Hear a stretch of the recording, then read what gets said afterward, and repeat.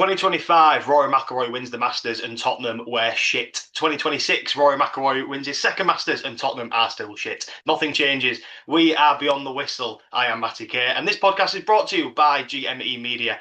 But as always, I still have my lovely co-host Grace Wild. Hello, hello, hello. How are you? I'm not bad. How are you?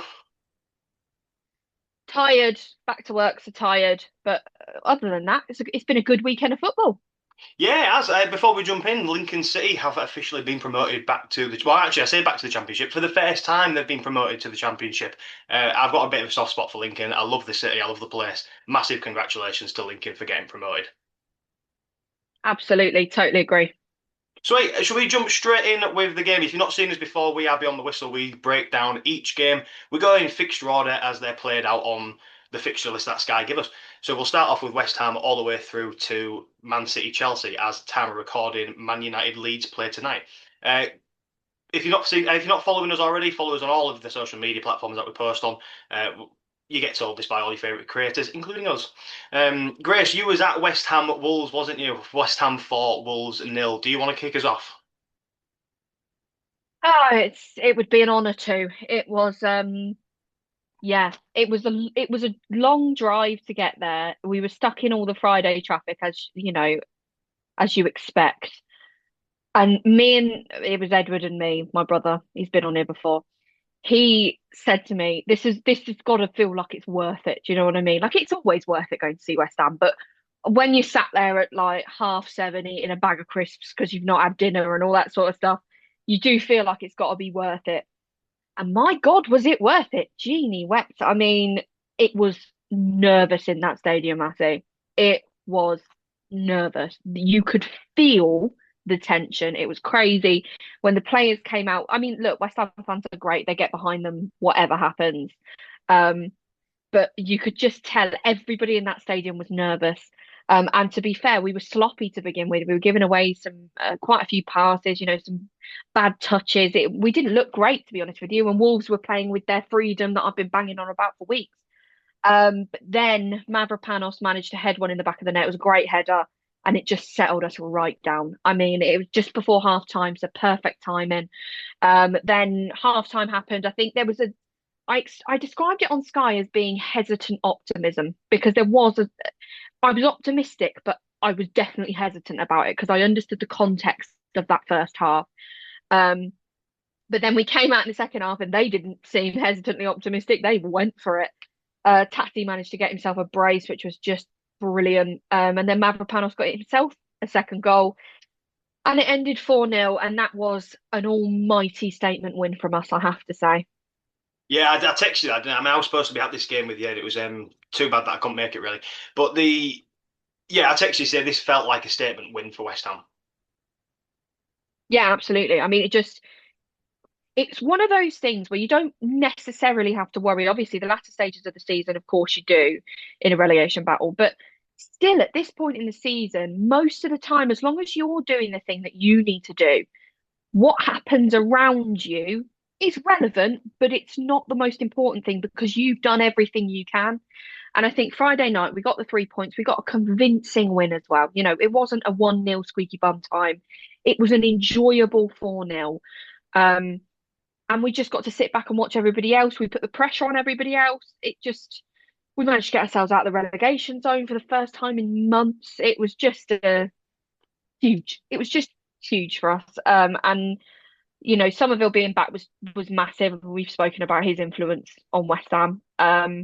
He was rusty for sure. He was rusty the other day, but his presence just influences a fluidity, like from an attacking point of view. And I don't know why he just makes the players around him better. I thought Bowen was well up for it as well. Proper captain's performance from him. Yeah, I'm feeling reasonably optimistic, Matty. At the expense of which team, Grace? I suppose we'll get onto that eventually. Yeah, like I said, this was a statement win for West Ham and Wolves. Well, actually, I was going to ask you what was Wolves' energy like? Like, what was the fan base like? Was it like, look, we've accepted our fate? What was the sort of vibe inside of the stadium? The vibe. Look, Wolves are not the best away fans I've seen at that stadium. I've seen pretty much all of them. Um, I get it though. I do get it. I think if they were still fighting for something, it would be slightly different. They are sort of going to watch them from a commitment point of view now rather than a fighting for anything. But to be fair, they've got a lot to be positive about going into a season in the championship. Rob Edwards has them reasonably well drilled. We hit them quite quickly. And to be fair, we've got the quality to hit them quite quickly. We just haven't done it enough this season. Um, and do you know what? They started really well. Like I said, they looked reasonably organised. They've got talent in the likes of the youngster Mane came on, and he's just naive in the best way. And I think, to be honest with you, if I was a Wolves fan, I'd be disappointed, of course, that they're almost certainly going down. But I would be looking forward to a nice season, hopefully in the Championship, because look, Championship football is not the worst league to be in. It's some decent football. It's a nice season as long as you're not, struggling. As long as if you're in the conversation for playoffs or you're in the conversation for automatic promotion, it can be a brilliant season in the Championship for them. So yeah, it was a bit of a it had friendly vibes to it in many ways. I would, like I said, I would have just assumed Wolves fans have sort of accepted their fate. The good times have gone for the Premier League now, I think, for Wolves, and move on to the Championship. But I think they can bounce back pretty well, and hopefully they should be back in the Premier League. Have you got anything else you want to add about this game? No, other than just to that comment, I agree because they've done what they needed to do going into the championship early doors. Rob Edwards is bought in, and he is the right man, in my opinion, to go down with them. That wasn't his fault. The damage was already done, and build something. And he's already building something. So 100%, I really want to see them go down to the championship, have a really good season, and come back up again because I think they're a great side. Yeah, I think they'll fly in the Championship, to be fair. Should we move on to our next game? And I think we're both rather excited about this one. Do you know what? I was going to say originally that this was a bit of a shock, but actually, just 1 minute. I was going to say that it was a bit of a shock that Bournemouth got a result here, but I wasn't that surprised, you know. I could see Bournemouth getting something from this game. I was annoyed, Matty, because right, anybody who doesn't understand this, I do predictions on my Instagram every week. I predict the Premier League fixtures, all of them, every week. The one team I get the only abuse I get from those posts is when I say Arsenal aren't going to win. Like it is literally ridiculous. And for some reason, there's just something, and I think it's human. There was just a part of me that just said, I think Bournemouth could win this, but I'm going to go for an Arsenal win for an easy life. And that's really bad of me because I shouldn't do that. So I'm not going to do that from now on. So to be honest with you, I wasn't shocked because I really thought Bournemouth could go there and at least give them a good game. At least maybe go for a draw. Maybe I wouldn't have said a win, but they were awesome. How good were they? Oh yeah, there were a million. To be fair, do you know what? I really do like watching Bournemouth play, and whether Iriola will be there in the summer, like next year. Has he confirmed that he's going? I know Glasner has, hasn't he? No, I don't think he's confirmed it. I think it's still very much up in the air. I think I might be wrong. You see, I don't know no one knows what Man United are going to do with their management and stuff like that. But look, he's a great manager. I love him, and I think he's like just his whole managerial presence is just quality. And he just gets Bournemouth playing like good football, good like just genuinely good football to watch. Yeah, I do like him. Yeah, I totally agree. They look so organized. And I mean, arguably, I would say that they wasted a couple of chances as well. I think they had a couple of chances they could have absolutely buried. It's not like we're saying Bournemouth had two chances and they took them. I think Bournemouth were excellent the whole game and Arsenal were very lackluster. And I think they just took advantage. And yeah, it was just a case of they came with a game plan, they stuck to that game plan, and it worked brilliantly, brilliantly. Yeah, 100%. Will Arsenal bottle the league then? I don't think I've mentioned it. I don't think I need to because everyone's probably heard it, but it was Arsenal 1, Bournemouth 2. Okay, there was a few red flags for me. Right, there was one red flag for me, but I think we question their mentality. We question whether they'd bottle it or not. And I saw Madueke, and I think it was leading up to Bournemouth's first goal, I think. And Madueke, as if my winger is doing that, I'm furious. He was just stood there. He just watched it happen. No, I'm used to Jarrod Bowen. That's what I'm used to. I'm used to him fighting for every ball, and that's how I like my wingers. I saw Madueke just standing there watching it. And, it could be that he's not doing anything wrong in many ways. Like Arteta doesn't need him to do it. I don't know what the reason is, but I didn't like it. I think it just showed that mentally they're not in the right place. I think tactically Rice and Zubimendi doesn't work, in my opinion. I've always had my fear of this. I think they get confused with who does what. I mean, Zubimendi was so poor for that Scott goal, that second goal. Did you see it? Yeah, yeah. Just on that, actually, I love Alex Scott. I think he's quality. I think I Mm. mentioned it on this podcast before, and from all accounts as well, he's a big Spurs fan, and I'd love to sign him at Tottenham if we manage to stay up because he is genuinely a quality player. Yeah, he's fabulous and he took his goal really, really well. But I'm not going to lie, it was made easier for Yeah, him yeah, because he just slipped through. He just slipped through, and it was a lovely goal. But Zubamendi, for me, if I'm looking at that goal, I think Zubamendi should do better.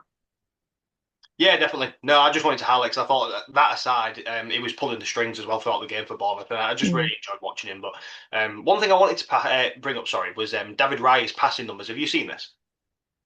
No, I haven't. Mental. I couldn't find the actual figures. They're out there somewhere, but I didn't have time for the podcast. But I think it was something like he had the second highest number of passes or something throughout the game. For a goalkeeper is genuinely mental. Now, yeah, okay, like a lot of them were like safe passes and they were just like passing backwards and forth, but that's worrying from an Arsenal point of view.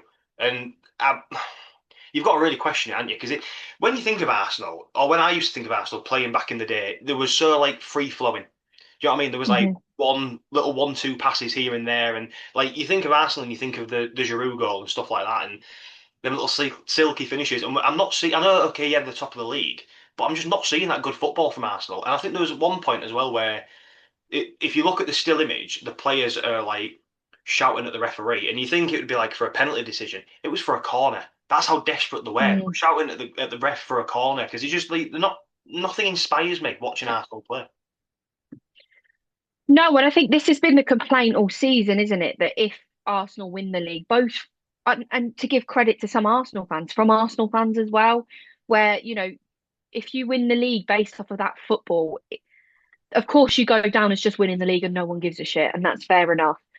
But there is an element of you that thinks, I much prefer my champions to be unplayable, to be, beautiful to watch, really gorgeous, silky football.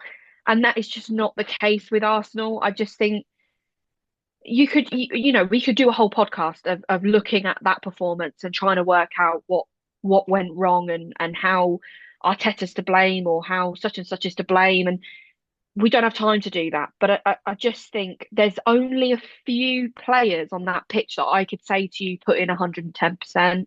And that's really worrying because then, we're going to talk about City's performance. In that second half of City, I felt like they were all putting in 100%. And I just think that's the difference. Well, the best way I sort of summed it up to someone earlier is it felt like Man City are the rock stars and Arsenal's the roadie.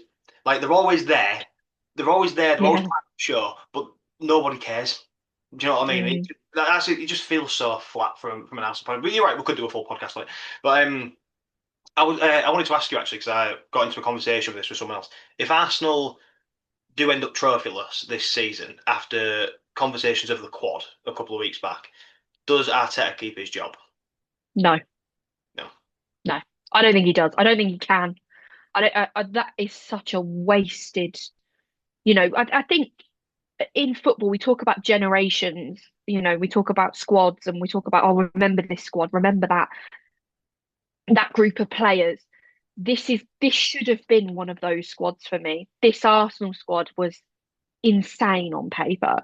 And I think I don't know how he keeps his job. I don't know how he could. I've heard they've got Cesc Fabregas in the wings or something. That's what I've heard today. Yeah, which is an interesting one. Not to come in obviously before the end of the season, but I guess he's being considered as the next Arsenal manager. But I think they need to be really careful because someone who has been consistently excellent for them, and to be fair, you and Edward were shocked when I mentioned this on our podcast. Declan Rice will have to think about leaving if he's not careful. He is wasting his career. If he goes trophyless this season, he could pretty much walk into any team. and win trophies. Do you know what I mean? And any of those upper echelon teams. And I think the Premier League at the moment is being put to shame by Europe. You know, there's some players left in the Champions League. You think, some teams, sorry, left in the Champions League. You think, my God, they are hell of a team. And I just think Declan Rice is an 8 out of 10 consistently every single game. You lose him, you've got a massive problem. And look, I wouldn't blame him. I mean, I know I'm biased. I'm a West Ham fan. I don't want him to be at Arsenal. I'd love him to go to Real Madrid or Barcelona or Bayern Munich, even City. I'd love him to go to City. But I just think he needs to be careful. He is getting to the peak of his career, and the only thing he's won is the Conference League at West Ham, not in Arsenal. He, I'm not going to lie. Those discussions have to be had if they go trophyless again this season. Yeah, no, mate. Do you know what? I did question it. I did question it at the time that you brought it up on that podcast with Ed, but you've argued your point very well. And yeah, you've got to be somebody in this football world because your career doesn't last forever. So yeah, make the most of it. And if that means a change, then look, only Declan Rice will have the answer to that. We'll never know. Uh, there was something else I wanted to bring up as well, but I think. Oh yeah, that was it. Sorry. This afternoon, I wanted to mention it now before I forget. It is now, I like to drop in these like little headline things that come up as we're recording. Romero's season is over for Spurs. Obviously, we'll get into it a little bit later on, but he took an injury during the Sunderland game, a clash with Kinski. He came off the West. And yeah, it's been announced now that Romero's season for Tottenham is over. Although he's expected to make a return before the World Cup, because of course he is. Shall we move on, Grace, to Brentford 2, Everton 2? Yes, and I will ask you a question about Romero when we get on to Tottenham. Yeah, let's do it. Brentford 2, Everton 2 actually turned out to be a great game. There was a penalty within about 2 minutes, I think. And it definitely was a penalty, in my opinion. I don't know whether you've seen the replay of it. It was a penalty for me. Thiago absolutely buried that. Then we had Beto. It was a good header from Beto, who made it 1-1. Um, there was a bit of a conversation about O'Brien and his physicality with Lewis Potter before this goal went in. Don't know whether you've seen it. For me, it was just a physicality mismatch. I like the idea that football is a contact sport. And for me, that was it demonstrating that it's a contact sport. You know, O'Brien is much bigger than King Lewis Potter is, and it's natural he's going to outmuscle him.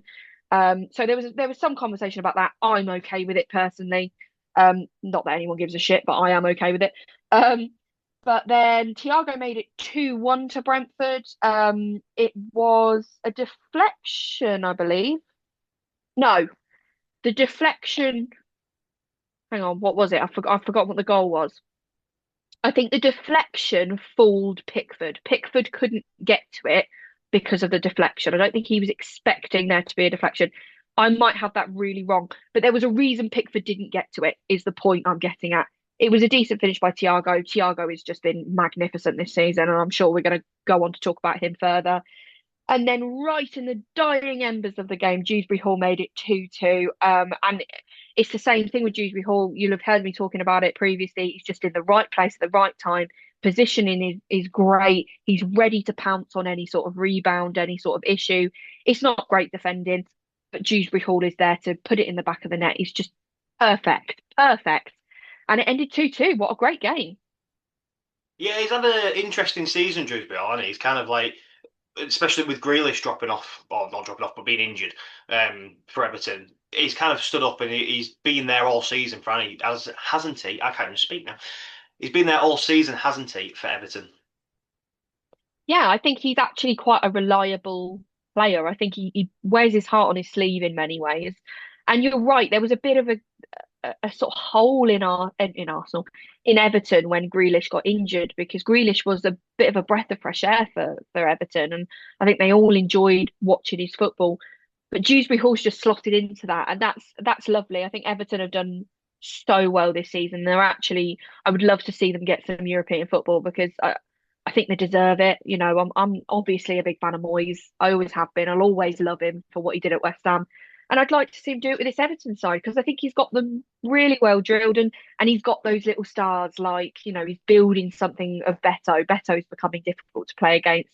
Dewsbury Hall, a great player. I just, yeah. Everton are a side that I think deserve European football this season. Yeah, but then I've said to you before, Andy, about I think if Brentford does get European football, Keith Andrews will be my manager of the season. I think with them being tipped to be relegated when at the start of the season, for where they are now, I mean they're sat seventh, Everton are on eighth, both on the same points. Brentford's just higher on them in goal difference. Yeah, like I said, if he does finish in Europe as well, it's fully deserved, and I think he'll be my manager of the season. But who will finish higher out of them two, Grace? Brentford or Everton? Oh, good God. I'm gonna I'm gonna go with Brentford, I think. I'm really not convinced by that, as you can tell. I think I'm gonna go with Brentford. I just love, for me, Igor Thiago is the type of player that wins you a game you shouldn't win. I really like him. I really think he's a great player. He just pops up with goals. He just pops up with them. And I think Everton are nearly there. It's really neck and neck. I mean, I'm literally bullshitting this response because I don't know. Right, I'll very, very quickly because there's only a few games left. I'll just tell you the fixtures because once I tell you Brentford's fixtures, I think your opinion might change. Uh, Ooh. they've got Fulham, Man United, West Ham, Man City, Crystal Palace, Liverpool. That's some fixture list. What's Everton's? Everton's Everton's is Liverpool, West Ham, Man City, Crystal Palace, Sunderland, and Tottenham. So fairly similar. And I probably put more faith in Brentford popping up with points they aren't looking to get, if that makes sense. That doesn't make sense. But Oh, getting no. points they almost shouldn't on paper. I can see them popping up with more of those than Everton. Just yeah, Well, Everton's got to play West Ham and Tottenham. They're going to have a big say in the relegation fight. they are going to have a massive say. I mean, I think we've got Everton at home. Um, I'd like to think we could give them a good game. We'll see where we're at that point. Yeah, yeah. I mean, mate, the way we're going, it could be done and dusted by then. Should we jump Could into be. the next fixture? Have you got anything else to add on that one? No, I don't think so. Yeah, there was one last question. Could Igor win the Golden Boot? Absolutely can do. You'd have to have a very. I mean, I don't know what the current ranking is, but I'm assuming he's not far off top. And as long as he keeps burying them, not got a problem. I can tell you. I think I'm just trying to load it up now, but it's not loading. I think last time I looked, Haaland was on 22. Thiago was on 21. Well, he might have overtaken him now. Uh, statistics, Making me want to look now. players. Listen, I'll tell you what. If you can find it, then you knock yourself out because I can't. I can't find it. Yeah, it's exactly the same. Yeah, Haaland 22, Thiago 21, Semenyo 15. Oh, so it's between them two then. I mean, Semenyo has been phenomenal since signing for Man City, but I don't think he's catching either of them two. Um, You would argue Thiago's in better form at the moment than Haaland is. absolutely, absolutely. Burnley nil, Brighton two. Look, there's not. I haven't really got too much to say about this game, to be honest. It was just a solid win for Brighton. It was, but actually, I think Burnley were unlucky to not get something from this. I think it just wasn't their day. I mean, they had two disallowed goals, both for offsides. I mean, one of those offsides, I don't know whether you've seen the Tight. offside. It was so marginal. You just think they had some great opportunities. They did put the ball in the back of the net. It just was one of those. It was one of those where it just wasn't their day. And that's unfortunate, isn't it? But like you say, Brighton did take their chances, and Vifa was excellent. I mean, he took his goals very well. He was pretty much unmarked for the first goal. He had loads of space for that second goal, but he finished it so well. Excellent. Yeah, no, well, the only question I've got for you is, will Burnley bounce back to the Prem? I know we've already discussed that already with Wolves. Do you think Burnley can do something similar, or are they going to struggle a little bit more? Because it does look like they're going to be relegated, to be fair. So we'll assume that they are going to be relegated.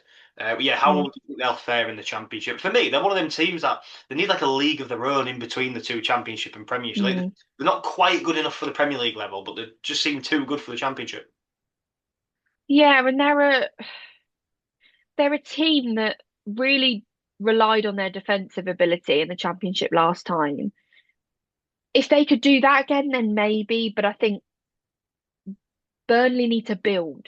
When even if they go down, they need to build something. They need to create the foundations of something and actually go through with it in many ways. And I think if they're not careful, they're going to do a bit of a, what was it, Norwich, where they sort of went up, down, up, down, up, down type thing, like yo-yo. And I don't want to see that for Burnley. I don't want to see it. I think this season will have been really frustrating for them, really frustrating because they see the likes of Sunderland coming up and really giving it a go to stay in the league, and they've done more than that. Sunderland have done more than that. They have excelled themselves, all because, in my opinion, they prepared to be in this league.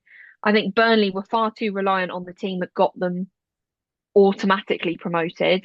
And it makes sense. But when this is one of those situations where it makes sense to do that because that's what got you promoted. But in footballing terms, I think a lot of people will understand when I say it's not right. Like that's just not how football works. You can't just be promoted in the championship, being defensively solid, automatic promotion, and then just expect that team to do exactly the same thing in the Premier League. They're just two different leagues. Yeah, no, I agree. Like you said, they was quite solid in the championship. They didn't win it, did they? Did they come second? Did Leeds win the championship for? No, Burnley won it. Or did Burnley win it? Okay. Mm. Yeah, like you said, they relied Making me very. second guess myself now. No, no, you probably are right, to be honest with you. I can't. It's been. Oh my god, it's been a long season. Um, Yeah. that seems like Hang on. a world ago. It was so far away. Hang on. Oh, oh, for goodness sake, it's giving me American ones. Hang on. You know the listeners are going to be screaming at us. Sorry. Hang Uh, on. Champ. Hang on. I'm gonna have to do EFL Championship on. I thought this would be a really quick check. 24-25 season. It was Leeds. Leeds on 100 points, Burnley on 100 points, so they nicked it by goal difference. Was it? Honestly, I'd have lost a bet on that. I Hmm. would have genuinely lost a bet on that. Oh no, I'm going to say, am I looking at the right season? Because No. no, I must be. You Uh, are. You are. No. Hang on. nah, don't do this. No, you are. You are because I am. Sunderland went through the playoffs. No, you're right. Yeah, I was questioning myself over the Sheffield United one, but they lost to Sunderland, didn't they, in the dying minutes of the playoff final? I don't even remember Leeds lifting the trophy. I really don't. That's awful, isn't it? That's how long this season's been. This season has been grueling. Yeah, you can definitely say that again. I say that with Anyway, little breath left in me. Liverpool 2, Fulham nil. I don't want to give away any of my secrets, but I'm about to. Rio Ngumoa. That's right, I think. I had to check with hmm Liverpool about this. What a player, by the way. Unbelievable. And he could be my player of the week. Do you know what? I thought you might go for him, so I've gone for somebody different. Oh, okay. Um, there we go. We're in sync. We are. Um, I don't know why we're even talking about the potential of Max Dowman going to the World Cup. If we're going to take a risk on anybody, it's going to be this bloke. He is excellent, excellent. I mean, his only goal, he got the assist, didn't he, for Salah's? His goal was divine. It might be my goal of the week, and I literally might sit there and go, tactically, I can't break this down because it was individual brilliance, but look at it. Like it is just an almighty goal. And the angle is just perfect. Oh, I could talk about this goal for hours. Yeah, what a player, what a youngster, what a potential career he has in front of him. Yeah, love him. Yeah, it was Gakpo that got the assist for Salah. It was Rio that fizzed the ball across, and I think it took a hit off Gakpo, so it was Gakpo that was credited with it. But again, like I was saying earlier, he was just pulling the strings the Yeah. entire game. I just loved his work ethic, and he's someone that will actually run at defenders. Again, I was talking to a mate of mine today who's a big Liverpool fan. Shout out to Brendan because he will be listening somewhere. Um, he, I was saying to him, look, you've got to start him against PSG in the Champions League. You have to because he'll just run at them and he'll give it everything that they've got. And well, again, we'll get onto this because it's another downside to Tottenham, but it just shows like put some trust into some youth and look what it can get. Yeah, what it can get you because they're fearless. These players. Yeah. Yeah, there is a blind naivety, and I've said it for years. There's a blind naivety to young players. And if you do it right, then you can really benefit from that blind naivety. I think someone like O'Reilly at Man City, in many ways, has shown that, where he almost has the drive to go forward, so he's making it happen type. Do you know what I mean? He's not second guessing himself. He's going, I see a spot there, I'm going to run into it. And I think that there is such a blind naivety to it. And I love it. I love seeing youngsters come through and really prove how good they are and what potential career they're going to have. And yeah, he is just someone I got very excited watching. God, that sounds wrong. I don't mean it in that way. I mean it in a footballing way, just to put it out there. I really enjoyed his performance against Fulham. Let's put it like that and leave it there. Thank you. Everybody knows that Strong Larson has got your heart, Grace. Don't worry about it. Um, for those who aren't aware, if you want to check into Grace's TikTok lives, she does very good lives over there and some very memorable moments, believe it or not. Um, There are. some very interesting conversations. Too bad Sky didn't see some of them because she won't be appearing on there again. um, Put that out there. again, go check out Grace Wild TikTok. Grace Wild Football, is it on TikTok? I should know this by now. That's it. There's a really good community over there, to be fair, and I feel very There welcomed is. every time I come into the group chat because they all recognise me now, and I love that. It's brilliant. Um, End of an era for Robertson at Liverpool as a couple of days before. Bit of a passing of the torch moment, really, isn't it? From the youngster, like from Andy Robertson down to Rio. Obviously, I know it's slightly different positions and stuff, but we've got one leaving and one coming through. Yeah, Andy Robertson has confirmed he's leaving the club in the summer. He has actually agreed personal terms with Tottenham, and I'm going to assume that is on the basis that Tottenham stay in the Premier League. But oh, actually, it's just popped up here. Slot Rio is ready for PSG, so that's and he can cope with huge games. So there's a little hint there that he's probably going to start against PSG. Um, Excellent. Look forward to yeah, it. what a player Andy Robertson's been for Liverpool, Chris. Say that again. Sorry, I missed some of it because it went. Oh, sorry, I said what a player Andy Robertson has been for Liverpool.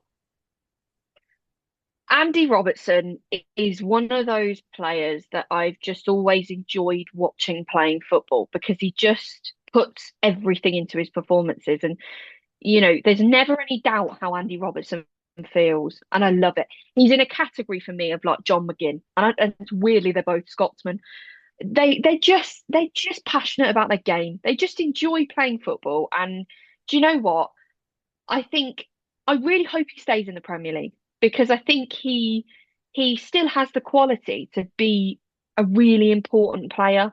For something. I mean, an example is like Trippier for Newcastle. That felt like an important transfer, and it has done for a while. He's been an important player for Newcastle for a while, and yeah, his career is starting to come to a close. But it's not. It's nice that we all remember him from Spurs, but he's actually managed to have some sort of say on another team that needed him for a different reason. Do you know what I mean? That's the type of thing I think Robertson can do. Is I think he can go somewhere, stay in the Premier League, and for me, he should have been playing more games this season for Liverpool. I don't know about you.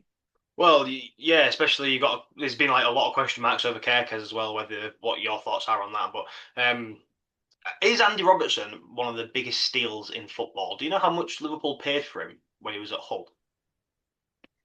I'd like 3 million or something. 8 million.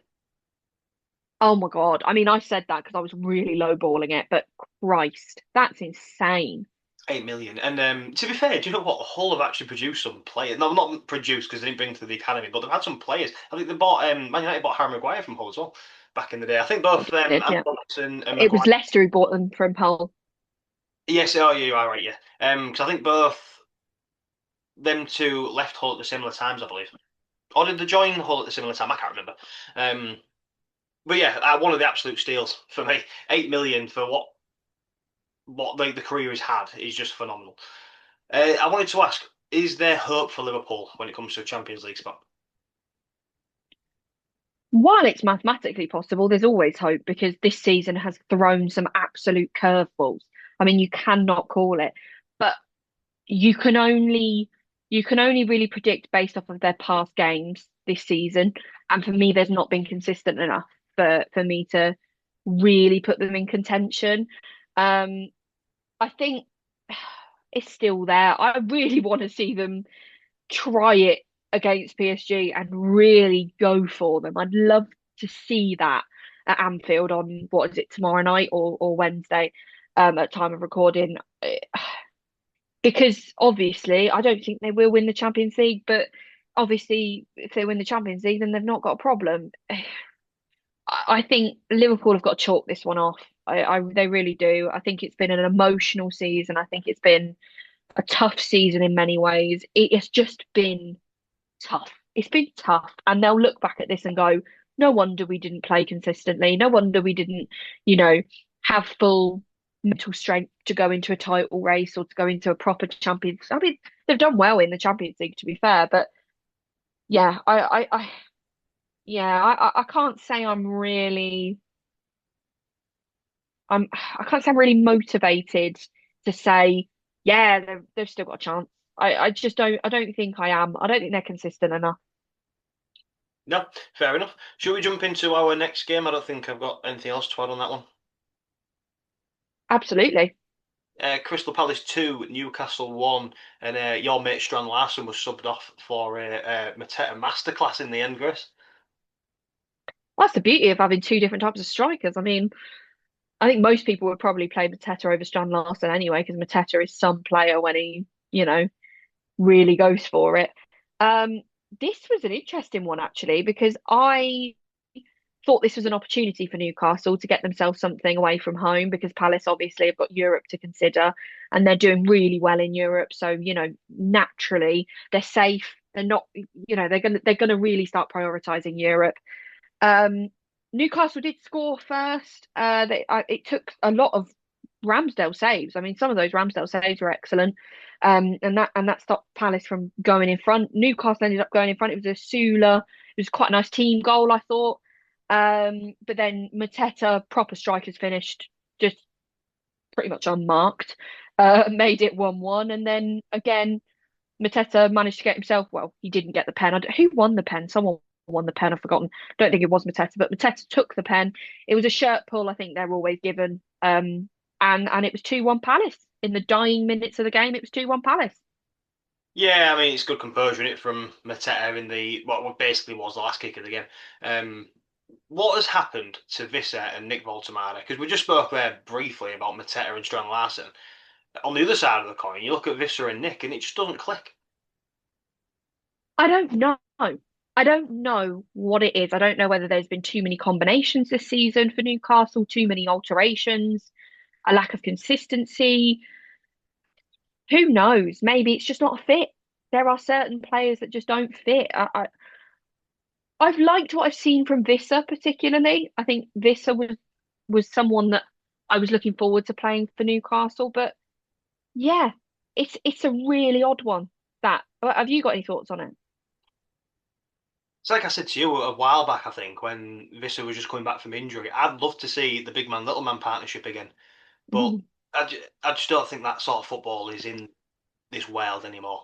But look, why not give it a go? But I think as well, I think Nick Volterman is kind of resigned to leaving the Prem. Again, I think at the end of the season, there's calls for him to move back to Germany. So maybe that's just he's just trying to get to the end of the season. I think, but we're nearly there. A lot of the teams are on the beach already. But Hmm. yeah, it's just hasn't worked, which is a shame because he really came in and sort of hit the ground running. Yeah, I just don't really I can't really unpick Newcastle's season, to be honest with you. It's been a tough one to I guess if you're a Newcastle fan, you absolutely could, but as somebody who isn't a Newcastle fan and doesn't watch them week in, week out, they've just seemed really off it at times. And I don't know whether they need a fresh face in management. I think we've spoken about this a few times, of the beauty of having a fresh face in management. It may be that they need something a bit different. I don't know, because they just, yeah, something's not right. Something's not right. And I don't think it's something you can put your finger on and go, yeah, that's it. That's the problem. I think there's probably multiple things going on. But yeah, why not? I'd quite like to see the big man, little man combination. It pretty much worked for West Ham on Friday night. We played two strikers. It worked quite well, I think. Or I think that was the intention anyway. So you never know. You could see something like that. Granted, the West Ham one wasn't big man, small man, but it was two up top. And I think I think Newcastle just they're actually lower in the table than I thought they were. Have you seen where they are? No, I'll have a quick look now. But you see, the thing is, I know we're sort of having the joke about this big man, little man thing, and sort of like it's dying off a little bit now. But even you look at oh, what was his name? Llorente and Lucas Moura in the Champions Mm. League for Tottenham when in that Ajax game in the semi-final. That was a combination between big man because they just works. You know what I mean? They win the ball high Mm. up, a little knock onto Vis, and Vis is quick. You know what I mean? He's not slow. Mm. So why not give it a go? But yeah, like you Why said, not? I think Newcastle's season is very. You could sit down and talk about it for quite a while, couldn't you? Where are we sitting? 14th. Wow. Okay. What about That's low, isn't it? based on form? 15th, so not much better. What's actually worse? Um, Mm. yeah, yeah, wow. I mean, look, there's a lot of stuff up in the air about Eddie Howe and whether he should be there next season or not. Grass isn't always greener. That's what we'll say, Newcastle fans. Yeah, We've started, 100%. and I think Grace is probably the one to talk about that more than I am. But Mm. yeah, look, let's just see what happens. One last question I wanted to ask you before we move on. Brennan Johnson, this was a big conversation for us in January about him moving to Palace, and I thought he'd do quite well, but it seems to have fallen a bit flat. Yeah, I mean, I agree. I thought that was a hell of a signing for Palace. I thought that was the injection that they might have needed. It again, sometimes players just don't fit, and it's no one's fault. It just doesn't work. I don't think I'm at that point with Brennan Johnson yet because you never know. He could have a pre-season at Palace and absolutely run the show next season. You know, Somerville, for example, Somerville didn't necessarily hit the ground running at West Ham. I think I could sit there and say I knew his potential because I'm a keen football watcher. Do you know what I mean? I can see that in players. It just not come out yet. Uh, I think it could potentially be something like that. Maybe they've just got to keep working on him. And he's a great player. He's a great player, and you can tell me more about Brennan Johnson, than I can. Um, yeah, it seems a shame. Seems a shame because I'd like him to go somewhere and do really well. See, for me, I think he just goes missing a little bit too much. Like as you know, I was at the Wales Mm. Cup qualifier, and I will just actually shout this out because two good friends of mine, Beth and Sean, who I went to the game with, they sorted out as a ticket and stuff. They were fuming that I didn't mention them on that podcast. So there's your little shout out, Beth and Sean, just for you. Thank you for having us. It was a wonderful time. But Shout out. during that game, he again just went missing. He was very poor, and obviously he ended up. I think you watched the game anyway, didn't you? You was live streaming it, I think. So I don't know what the Yeah. deal was actually watching it from home, but in the stadium, he just sort of went missing. He was very slow, very sluggish. And look, there was signs of that at Tottenham. I think what helped him at Tottenham is he was just always there at the back post to tap in, and he had that run of games which sort of put a legacy on his name, I suppose. But yeah, and obviously when it came down to the big moment for the penalty, he missed it. So yeah, he's having a rough time of it, but look, I think he'll bounce back pretty well. Shall we jump into our next game? Forest 1, Yeah. Aston 1. Big point for Forest this. Massive point for Forest, and actually, I think they were quite lucky to get a point from this because good God, did Villa have some chances? Oh my God. I mean, it was a Murillo own goal to make it 1-0 Villa. It was, a defensive mistake. It happens.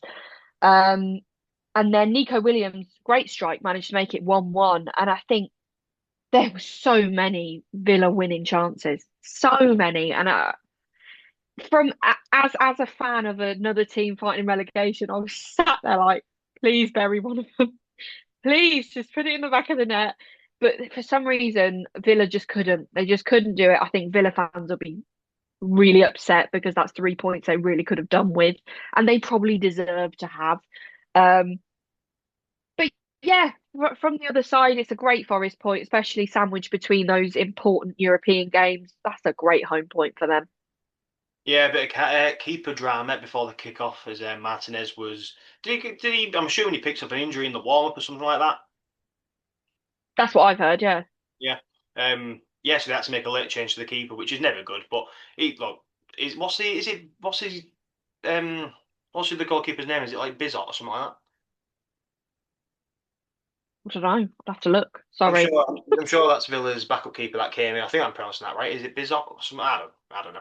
But look, he handled it well. Like you said, own goals happen. Your Hang fact, on, hang on. you're fact checking that one I out. am.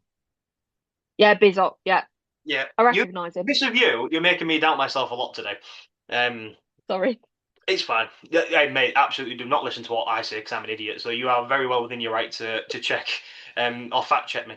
Yeah, and look, Villa were very wasteful. That's the only notes I've got for this one. Yeah, I think it was. Yeah, yeah. That's how I feel about it. I think Villa will be upset. Villa fans will feel like they should have had 3 points there. And we're not just talking chances that could have been converted. We're talking chances that should have been converted. There's a massive difference. There were some open goal opportunities that you think, how's he skied that? Yeah, it just felt like Forest maybe please come the end of the season that they got that point. Yeah, I think Unai Emery was like visibly frustrated as well on the touchline. I think he was thinking the same thing, like how we're not winning this. But Mm. well, these things happen. Right, shall we move on? Sunderland one, Tottenham one. Um, Actually, can I start this with a question? yeah, of course you can, mate. Is the question something that's not Tottenham related? Because I don't really want to talk about it. No, it is Tottenham related. I'm so sorry. Do you think Romero's played his last game for Tottenham? Yeah, yeah. I thought you might say that. Um, look, well, let me actually flip the question back onto you. I'm assuming, did you see the part where he obviously got injured and he went off in tears? Yes. Do you think them tears were for him now not being able to play a part in Tottenham's survival, or do you think he wasn't aware of what the injury was, how long it was going to take to recover, and there was a chance he was going to miss the World Cup for Argentina? Oof. I would love to tell you with confidence it was that he was going to miss the run in for Tottenham, but I can't because I know how important it is to play for his country. And that's it. Those tears. I mean, I want to talk about the tears anyway because I heard somebody questioning it. Um, those tears aren't put on. Those tears are genuinely emotional, a genuine emotional reaction to potentially missing something. Um, and I did feel like I've not seen this emotion on the pitch for Tottenham other than anger. So I can't think that the tears would be for that either. Do you know what I mean? Yeah, no, yeah, I sort of get what you're saying. It's hard because I do think he sort of does care about the club. I think he's proven that by coming out and calling the board out as much as he has, and he is a leader of men in that dressing room, and people do look up to him. So I would like to think they are for Tottenham, but I don't know. He's very, very passionate, and a lot of the South Americans are about their national team. So, and he does tend to put Argentina first. Like he does seem to rein it in a little bit before international games, and he came out and thanked the Argentinian medical team when he came back from injury. I think that was more of a dig at the Tottenham medical department, especially considering how awful they are. But yeah, look, it's a shame, but I do think he has played his last game for Tottenham, regardless of whether we stay up or not. Yeah, I'm not shocked by that. I mean, did you see much of a Deserby difference? Um, well, I knew this. Yeah, I knew this sort of question was going to come up, but it's hard to say because it's his first game in charge. I would, I've liked to have seen more. We'll put it that way. Um, I th there's been big questions over the players, and I think look, the players didn't really do it under. Oh, I say they didn't do it under Ange. In the league, they didn't do it under Ange. They didn't do it under Frank. They hadn't done it under Tudor. If I put a lot of blame on the higher ups, and I think a lot of it falls back on them, um, especially the Vinay and the Lange sort of situation. But if they don't at least show signs of improvement under De Zerbi, this has to come back on the players. Yeah, yeah, I totally agree. I totally agree. I think it's hard, isn't it? Because individually, I think there were certain players like Kinski, for example. I didn't think Kinski had a bad game. I don't know about you. I thought Kinski was probably the best player on the pitch for Tottenham, especially coming off the back of what happened in the Champions League. I didn't think he'd play for Tottenham again, especially not this season. Next season's a different question, but I didn't think we'd see him again. Obviously, at the time, it was unknown about Vicaria's hernia injury, and he's obviously gone for surgery, and he should be back for the next game. But mate, you take as long as you want to recover from that. If you've been playing this season with that hernia injury, then fair play to you. I think you've mentioned it before. Is it Matt Noble who did something similar? Yeah, played the whole season with a hernia and then Yeah, had the operation at the end. for a goalkeeper to do it and you're throwing yourself on it, that's like different levels. But yeah, look, Kinski was incredible. I don't think he's not to blame for the goal. It was a huge deflection. I think if it wasn't for that, he had it. He had the shot at least covered. If not, it was already going wide anyway. So I would like to think there was a clean sheet in there. His distribution was better, miles better than what we saw against Atletico. So look, I think we can put the Champions League down to a bad day at the office and maybe a lot of pressure on that. But yeah, I thought Kinski was Yeah. the best pitch for Tottenham. Yeah, and I think if you look back at that Sunderland goal, I don't think anybody's sitting there blaming Kinski. I think the blame has to come again. And look, I'm not doing this. I promise you, I'm not doing this. Once again, this is another goal that proves that massive gap in between midfield and defence. It's there. Like it's so obvious to me. And I just don't understand how nobody's changed it. And I'm sorry, I like the idea of who was it? Gallagher, um, Bergval, and Gray as your midfield. I quite like that idea, but that's not going to plug that hole. That is not going to plug that issue. And this Mukiele had far too much time, far too much space, far too much time to work out what he was going to do. Like you said, it was unfortunate because it was a deflection. We may not even be talking about this situation had that deflection not happened. But I just think again, it highlights an issue that no one's done anything about for Tottenham this season. Um, and that was the difference. That ended up being the difference, whether you like it or not. That ended up being the difference between getting something, getting a point at Sunderland, which is hard enough this season, uh, uh, or coming away with nothing. And that's what they ended up doing was coming away with nothing. Yeah, I from a neutral point of view, I didn't really see Tottenham getting back into it. No, and how you remind me of this problem every week, yet these lot don't see it. You know what I mean? It's like I'm not questioning your football knowledge here, but you have been shouting about this for weeks. How are they not seeing this problem? How are they not identifying? They must be talking about it. And again, that sort of tells me that it bounces back on the players. And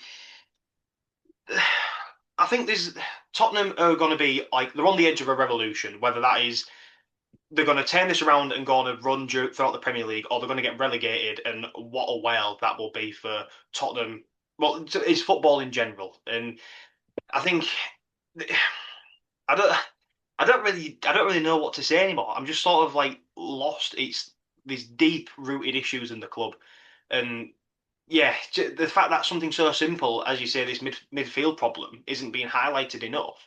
For me, I think Conor Gallagher's got to do miles better on that goal. He's got to come across. There's question marks over why we signed him in the first place. I'm not going to get into that because I don't mind Gallagher, but he's got to do better. But yeah, look, there's some deep problems at Tottenham, and I'll be honest with you, Grace. I think this is done now. What for me, what it was when you was in the relegation zone. And it doesn't matter if it was a point or 2 points. We were above you. We were in control of the situation. As long as we matched Mhm. your results, it doesn't matter what happened because we'd have stayed up. Mhm. But the fact that now we've dropped into the relegation zone, it's out of our hands now. We could, if we went on and win all of our games and everybody else wins them all, we're still in the relegation. You know what I mean? It's out of our hands. There's nothing we can do about it. And yeah, I'm not digging this at all. I'm just not having a good time, Grace. I don't think I can do it anymore as a Tottenham fan. It's just infuriating. I can't fathom it yet. It's going to be a massive shock to the whole pyramid if Tottenham go down because that's a big club to fall, if that makes sense. I think in a sense, it might not be the worst thing for you guys to have, to get back to the reality of football, which is anybody's vulnerable, and you have to work hard, and maybe that push to get out of the championship is the motivation that you need to get the players that are going to fight for you. You get a whole other caliber of players, if you know what I mean. And you see players come up from the championship, and we've said it for years in the Premier League where sometimes it's best to poach players from the championship because they've got a mentality. They've got a mindset that is such you can't teach it. They've either got it or they haven't. And I actually don't think when you really break this down, maybe in 10 years' time when you're back in the Premier League, I'm assuming when you're back in the Premier League, if you do go down, you might look at this and go, actually, it was the rebrand we needed. It was the turnover of players, the turning the chapter type thing, and getting back to the reality of football. And I think that's I'm trying to be positive for you, mate, because it's shit. It's really No, shit. yeah, I know what you're saying, but look, I think that would be a case of Tottenham learn the hard way. And Yeah. I mean, we've already spoken about like a couple of podcasts ago where me and you went in depth with West Ham and Tottenham and what could happen if both of these teams are relegated. And it's for me, it's not an option. Regardless of what happens, like I've already said, Vinay and his little friend Johan Lang need to get out of the club. I could sit here, I rant about this every week, but they just, mate, seeing their faces in the stand just genuinely annoys the shit out of me. I've got nothing left. But look, I will give credit to Sunderland because I think if you've not seen us on TikTok, you do your predictions and stuff, and we do our predictions together where we pick three teams. I've also started doing a little three predictions that I might think might happen throughout the Premier League weekend. One of my predictions was Sunderland was going to score in this game. There was Mm. You could see it coming a mile off, and I did underestimate Sunderland a little bit. I thought we might beat them with their home form dropping off, but their defending was like unbelievable. You know what I mean? They was just solid as a team. And yeah, what I'm just so deflated, mate. You know what I mean? There's Mm. nothing. I just want Tottenham to go out and just make me believe again, and they don't. But if they showed half the fight that Sunderland have done this season, we won't be where we are. I think it's summed up by, and you're right, the foundational skills that Sunderland have and they've brought into the Premier League, and they've just been consistent at, defensive structure, at, defending set pieces, all that sort of thing. They've just been consistent at it. They've had a game plan, they've stuck to it. Um, but I think someone like Brian Brobby really just sums up Sunderland at the moment because he's an absolute nuisance. He is a nuisance.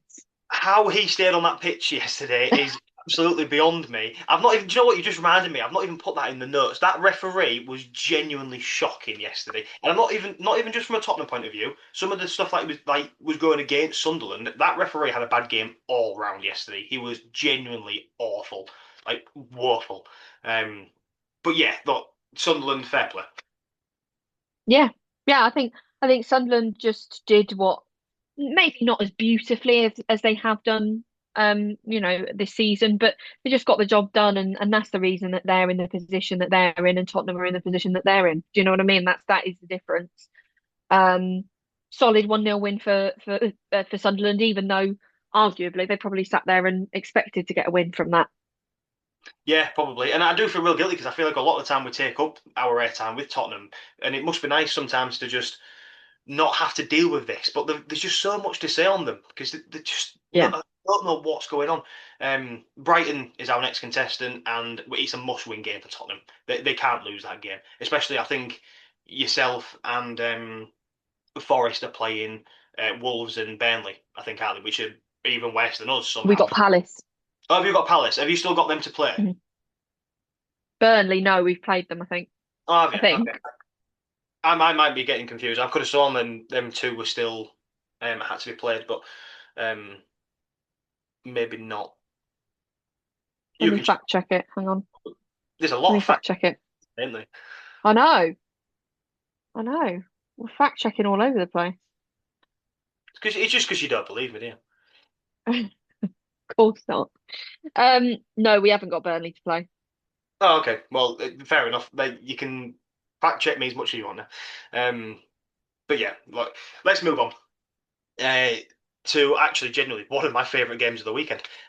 Mm. Man City 3, Chelsea nil. And I think this was one game where if Liam Senior had won this, he would have unbelievable hate on him. Everybody wanted Man City to win this game. First half was a bit, I wasn't too sure, but then Man City just Hmm. came out and just hit the ground running in this second half and did it again pretty much without any Erling Haaland. Yeah, I mean they have goal outlets in so many shapes and forms. It's unbelievable, and they really flexed that yesterday. They just came out in the second half. I don't know what Pep said to them, but they came out in the second half and they were brilliant. They switched it on, I mean, O'Reilly got the first one. O'Reilly, again, that blind naivety of just running into space, and he was unmarked. Well, he wasn't unmarked. He had Santos, but he might as well have been unmarked because he just shrugged him off essentially. 1-0 City. Then Gay, I mean, where'd that strike come from? Gay just absolutely whacked it in the back of the net. That was 2-0. And look, you could again that saying of show me a goal, I'll show you a mistake. A lack of communication from Chelsea. I think for me, I believe Cucurella could have done better for that second goal, but it doesn't matter. Move on. Doku makes it 3-0. Weak from Caicedo. Very, very weak from Caicedo. And it was actually quite a tough finish, and he just finished it 3-0 City. Moving on. They are like the Grim Reaper for Arsenal at the moment. They have switched it on. This is Pep's time of the season. This is when Pep likes to come alive and go, we're still alive and kicking. And oh my God, what a contest we have next week, which is Man City Arsenal. Oh my goodness. Are you live streaming that game? I don't think so because I think it's a late kickoff on a Sunday and my mother will kill me because she'll be doing dinner. Let me have a look. When's the kickoff? Yeah, Is it oh, 4:30? half four in it. Okay. Yeah, Well, shame in it. can you share your mum's name on here, or can we not do that? Oh yeah, Sharon. Sharon, I'm coming. What's she cooking? What does she usually cook on a Sunday? Full Sunday dinner. Oh yeah, she'd do something like that. Sharon, I'm pulling up a chair, mate, and me and Grace are gonna we are going hard on that game. We are gonna live stream the hell out of it, and you can play it up a dinner. No gravy though, because I don't have gravy on. But we are gonna hit this live hard. It's gonna be mental, Sharon. Sharon can jump on. You join on, mate. You can come on this live stream. We'll go on this journey because this is a game that you do not want to miss. It will be unbelievable. I say unbelievable. It's going to finish on 1-0. You know it will finish on a 1-0. Yeah, but it doesn't matter because whatever the result is, it's impactful. It's almost like this isn't just about the contest itself. This is about how it ends. You know, are we going to sit here and say, holy smoke, City are actually going to catch them? Or are we going false alarm because Arsenal actually pulled it out the bag? Do you know what I mean? I mean, look, I'm a West Ham fan. I want City to go absolutely ham on them. But, look, I just want a good contest. Just want a good contest. Yeah, no, yeah, I agree. I mean, if Arsenal win this, it's pretty much done, right? If they take the full 3 points, Mm, it's done. So, um, just to keep it alive, I just want it. You know what I mean? I just want yeah. Man City to go out there and just do it. It'll just if Arsenal go on and win it, which I do still think they will win it. Um, then yeah, that will it. Fair enough. But just keep the contest going. That's because I just love it. I love seeing this. Where do Chelsea go from here? Because the good times are gone for Liam Rosini, right? Well, I think I heard a stat yesterday that was like 4 defeats in 5 or something in the Premier League for Liam Rosinha. I might be absolutely hashing that, but I thought that's what I heard. Um, Look, we've spoken about this so many times about whether this move was right for Liam Rosinha, and I think we've probably been proven right in many ways because I think that job is a poison chalice. I think it's near on impossible. Someone just needs to take a hold of that Chelsea team and go, right, this is my philosophy. We're going to be consistent. I'm going to do this. These are the players I want. It just feels like a madhouse at Chelsea at times. And I just don't know how you expect anybody to walk in there and just sort it out, especially someone as early in his managerial career as Liam Rosinha is. I thought some of the defending yesterday was poor and Caicedo bit. I mean, it, when people used to compare Caicedo and Rice to me and say Caicedo was clear, I just want to show them the clip from yesterday because, granted, look, Rice isn't perfect, but Caicedo was completely shrugged off yesterday. Like it was so weak. And I've seen him do it a few times. There's a few, this isn't an isolated incident. There's loads of different times where I've gone, Caicedo needs to do better there. I think Caicedo has the potential to be a magnificent player. He just needs to be crafted. He needs to be pushed in a certain direction and really refine his abilities. And yeah, I just Chelsea's a madhouse. That's the way I look at it. Last time Chelsea won in the league was against Aston Villa on the 4th of March. See, I mean, how long did Chelsea put up with that? Well, yeah, exactly. It's kind of fell flat on the floor for Lima Senior because he seemed to get off to an okay start as well, didn't he? And people were not hyping him up, but were sort of not hammering him as much as they are now. And I think it's become to the point where it's actually justified a little bit now.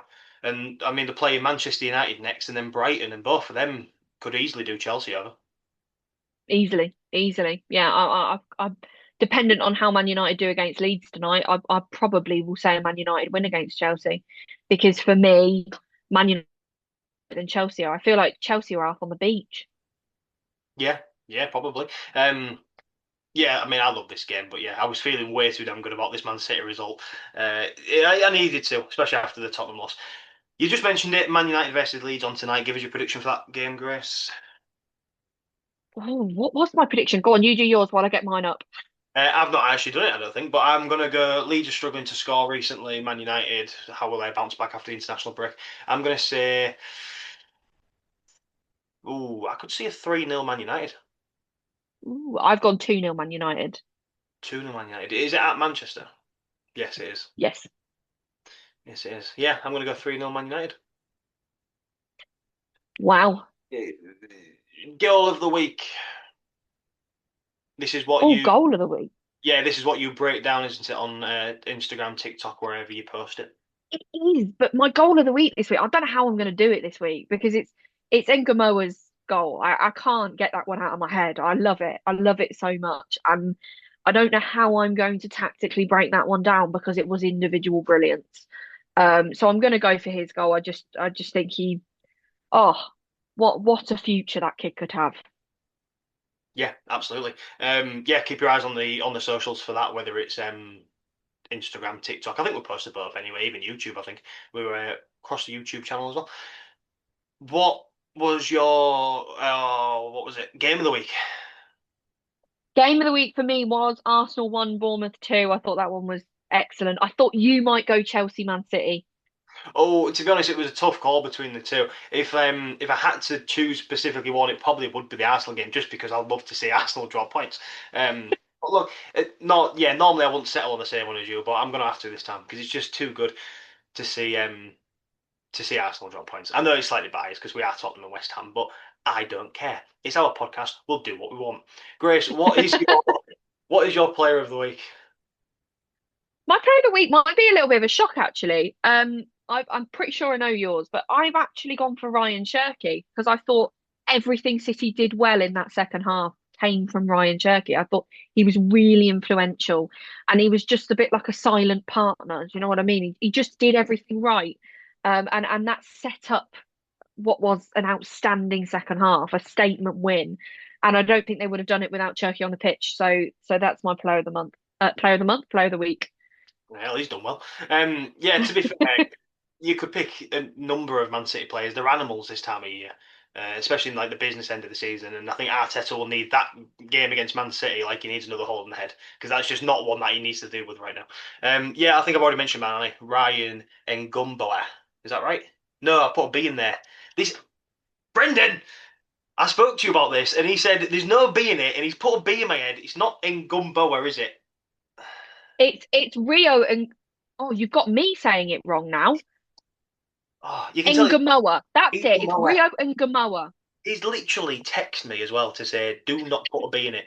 Um, he's my player, like I said earlier. he just sort of ran the show for me. He was brilliant to watch, and what a career he could have. But we've said that about a lot of players recently, and I don't want to put all that pressure on him. Grace, it's been a very, very good podcast. I've really enjoyed it once again. Thank you for listening. If you've not followed, do so, or don't. We'll never know, but would appreciate it if you did. Grace, you got anything else to add? No, I need this week over with, and I need to sit down with my popcorn and watch Man City Arsenal. I can't wait. Yes, pull that check. I'm coming for a Sunday roast. We're going to live stream this, Grace. What game are you actually live streaming this week? Oh, excellent question. I am probably almost certainly I'm not live streaming tonight because I need a rest. I'll be back at work today. Whew. I am going to be live streaming probably the second legs of the Champions League quarter final tomorrow and Wednesday night. And then more than likely, I will do a couple of Premier League games over the weekend. Yeah, fair enough. Yeah, take a head over to TikTok and go check that out. It's just worthy to say that I will not be going around to Grace's for Sunday dinner. Everyone can stop panicking. Grace, it's been a very, very good, very, very good podcast once again. I've really enjoyed it. Thank you so much, guys, for listening. If you've made it this far, you might as well follow. Thanks, guys, and we'll see you next week. See you next week.